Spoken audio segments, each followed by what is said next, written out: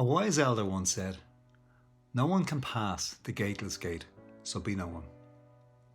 That makes no sense, you may be saying to yourself. You see, the wisdom traditions of old have always known that we are connected to something greater than ourselves. We are more than mind or the mind's perception of who we are. We have been conditioned to shield ourselves from our true potential and the unlimited possibilities available to each and every one of us. We just need to get out of our own way, and underneath all that noise, we find who we truly are, our own true nature, and with it, our unique expression. When your mind becomes still and we remove our preconceptions about the self and others, the gateless gate falls away, the shield is removed, the veil is lifted, and we are free to experience the wonder and the beauty of this life and the world in which we live. We experience ourselves as part of something greater. We get a sense of absolute unity. In Zen, this is called Big Mind. So be no one and pass the gateless gate.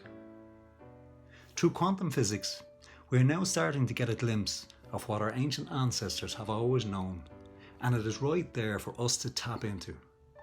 Tapping into the zero-point potential of the quantum field in which we bathe allows us to remember who we truly are. The ancient wisdom traditions from the East called it the still point, or the still point of the Tao. The pivot between yin and yang, right and wrong, happy and sad, good and bad, hot and cold, of all opposites. The center point of all potential. The ancient Chinese philosopher Lao Tzu wrote in his masterpiece, the Tao Te Ching, "We join spokes together in a wheel, but it is the center hole that makes the wagon move. We shape clay in a pot, but it is the emptiness that is useful." We have been fooled into focusing on the material aspects only, the spokes of the wheel or the clay pot, shielding us from all that potential at the center. This externally focused view of ourselves and the world in which we live is what causes the chaos in our lives. The ancients knew that we are meant to remain centered and balanced regardless of what life presents to us. They fully understood that in every challenge, in every experience, lies a lesson or an opportunity that leads to a necessary change to learn and to grow from. Failure is only failure when we fail to learn the lesson and to take the opportunity that it presents. When we react from a self-centered perspective to these challenges, we miss the opportunity and experience only unnecessary chaos. The elders knew that life will always pull us back to center, back into balance and harmony. If we choose to swim against the current, we will struggle, and the challenges will keep coming harder and faster until we get the message. When we remain centered when challenged, we flow with the current like a leaf flowing on a stream. We harness the power and the essence of our own true nature and discover our unlimited potential. Lao Tzu called flowing with the true force of nature the, and George Lucas called it being at one with the force. The original martial arts grew out of this philosophy. They practiced Wu Wei, otherwise known as effortless action, doing not doing, trying not to try. As illogical as this may sound, we are at our best when we, without resisting, flow with the activity, with the challenge, with the experience. This flow state only occurs when the mind is quiet, when the part of the brain associated with self-referencing, self-perception, and the egoic self is bypassed. Neuroscience is also starting to catch up, and with MRI technology, we can see that when in the zone or in the flow state, the prefrontal cortex, the thinking, self-referencing part of the brain, is completely inactive. Bottom line, there is nothing lighting up in there when we are at our best. When artists, musicians and dancers are expressing their art, when athletes are in the zone, when inventors and scientists are on the cusp of major breakthroughs, when our leaders are making the best decisions for all of us, it can be said that they are at one with the activity, the challenge, with creativity itself. Albert Einstein was on the money when he said, "The intuitive mind is a sacred gift, and the rational mind is a faithful servant. We have created a society that honours the servant and has forgotten the gift. We are conditioned to function from the mind and shut off the heart. It is probably best summed up with the common phrase, use your head, man. A wise Native American elder once said, the longest journey we will ever make is from our head to our heart. The heart is the centre, the still point, the true connection. Cutting-edge neuroscience tells us that when we function from the heart, we gain access to a whole body intelligence. Again, with MRI images, we can see neurons firing not only in the brain, we can see activity in the heart and on the face of the wall of the gut, the etheric brain. With a simple 3-minute heart-focused breathing exercise, we bring the heart into coherence with these neurons, gaining access to a whole body intelligence. So try it out for the rest of the video and see how you feel at the end. Place your hand on your heart, bringing all your awareness to your hand resting on your heart.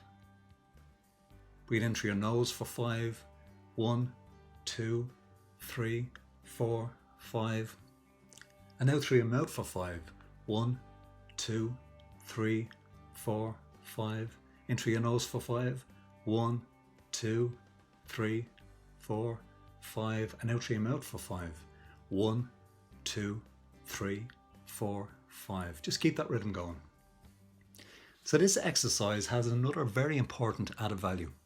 It is scientifically proven to stop the effects of stress in its tracks in the moment. And doing it for 3 minutes boosts the immune system for up to 6 hours. Ingenious. You now have access to your intuition, those gut feelings. And when you stand back from the mind and allow the force expressed through you, you are connected to genius potential. Every future work of art, every invention that will bring humankind back into harmony with Mother Nature is just waiting to be tapped into. We just need to get out of our own way and let it flow through us. A simple way to look at this is, when the mind is busy analysing, assessing and referencing everything back to the self, we are perceiving from a memory bank of limited experiences. Ancient Chinese parables liken it to storing water in a pond and how the water becomes murky.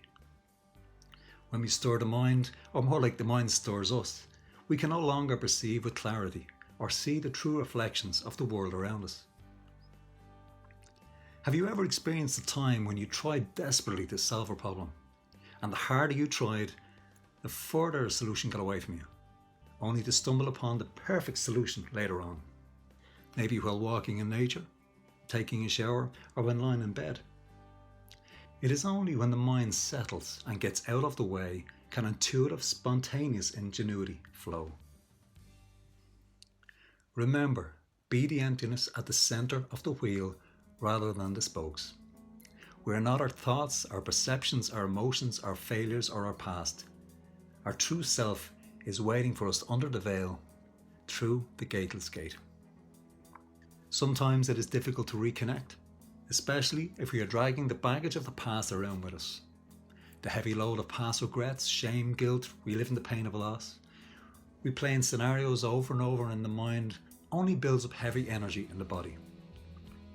With this heavy energy, we are no longer free-flowing conduits for full self-expression, and we become more like a clogged up pipe. The ancient wisdom teachers of Peru passed down a wonderful exercise to drain this heavy energy, or hucha as they called it, allowing for the lighter energy to flow freely again.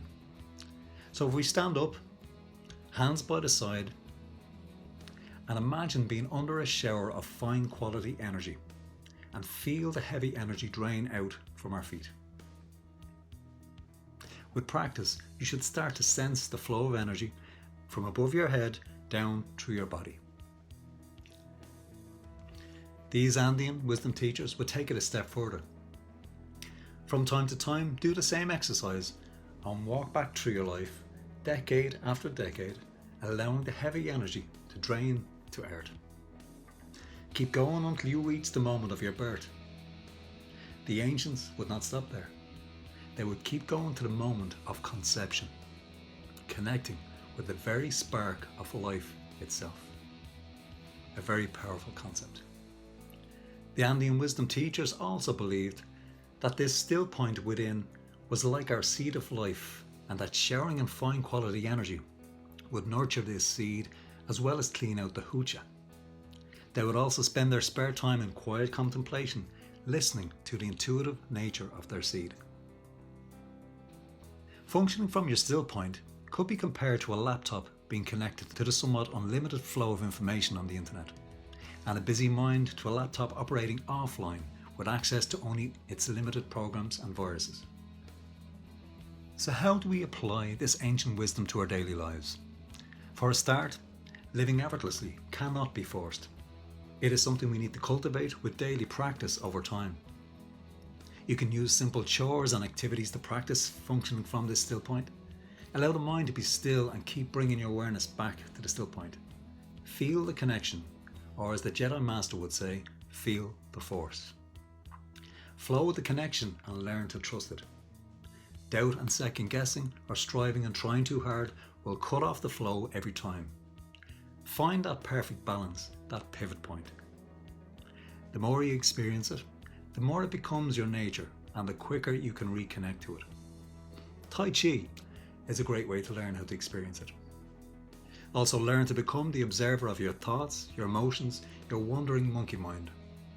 By being the observer, you not only get the opportunity to notice your habitual reactions to people and situations, you're also presented with the opportunity to change them, to change your perceptions, and to observe the beauty and the wonder of the world around you.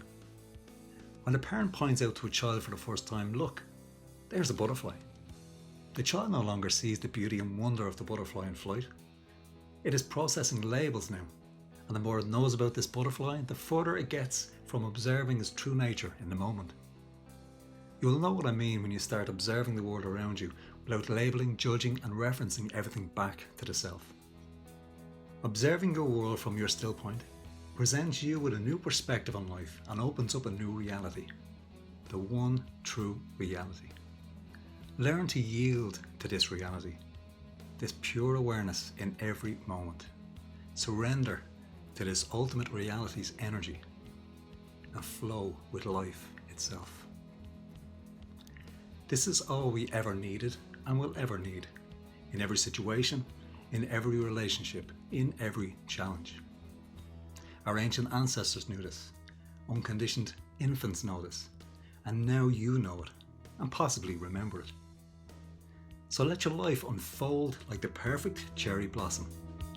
Enjoy the experience and the freedom of this journey.